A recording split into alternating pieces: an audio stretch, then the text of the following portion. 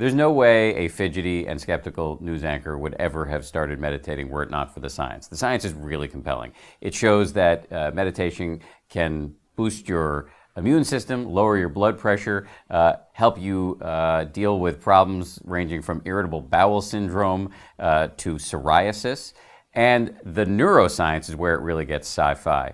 There was a study out of Harvard that shows that short daily doses of meditation can literally grow the gray matter in key areas of your brain having to do with self-awareness and compassion, and shrink the gray matter in the area associated with stress. There was also a study out of Yale that looked at what's called the default mode network of the brain. It's a connected series of brain regions that are active during most of our waking hours when we're doing that thing that human beings do all the time, which is obsessing about ourselves, thinking about the past, thinking about the future, doing anything but being focused on what's happening right now. Meditators not only turn off the default mode network of their brain while they're meditating, but even when they're not meditating. In other words, meditators are setting a new default mode. And what's that default mode? They're focused on what's happening right now. In sports, this is called being in the zone.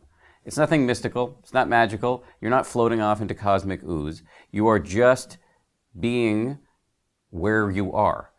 The cliche in self-help circles is being in the now. You can use that term if you want, but because it's accurate, it's slightly annoying, but it's accurate. It's more just being focused on what you're doing. And the benefits of that are enormous. And this is why you're seeing these unlikely meditators now, why you're seeing the U.S. Marines adopting it, the U.S. Army, corporate executives from the head of Ford to the founders of Twitter, athletes from Phil Jackson to many, many Olympians, scientists, doctors, lawyers, school children. There's this sort of elite subculture of high achievers who are adopting this because they know it can help you be more focused on what you're doing, and it can stop you from being yanked around by the voice in your head. My powers of prognostication are not great. I bought a lot of stock in the company that made Palm Pilot back in 2000, and that didn't go so well for me. But having said that, I'm going to make a prediction. I think we're looking at meditation as the next big public health revolution. In the 1940s, if you told people that you went running, they would say, who's chasing you? Right now, if you tell people you meditate, and I have a lot of experience with telling people this, they're going to look at you like you're a little weird most of the time.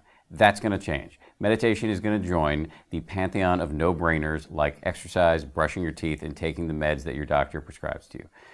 These are all things that if you don't do, you feel guilty about. And that is where I think we're heading with meditation, because the science is so strongly suggestive that meditation can do really, really great things for your brain and for your body.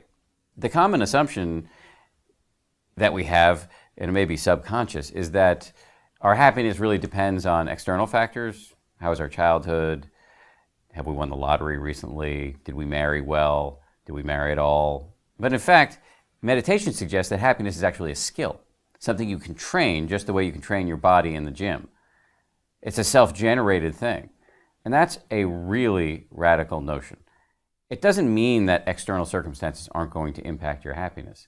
It doesn't mean you're not going to be subject to the vagaries of an impermanent, entropic universe. It just means you are going to be able to navigate this with a little bit more ease.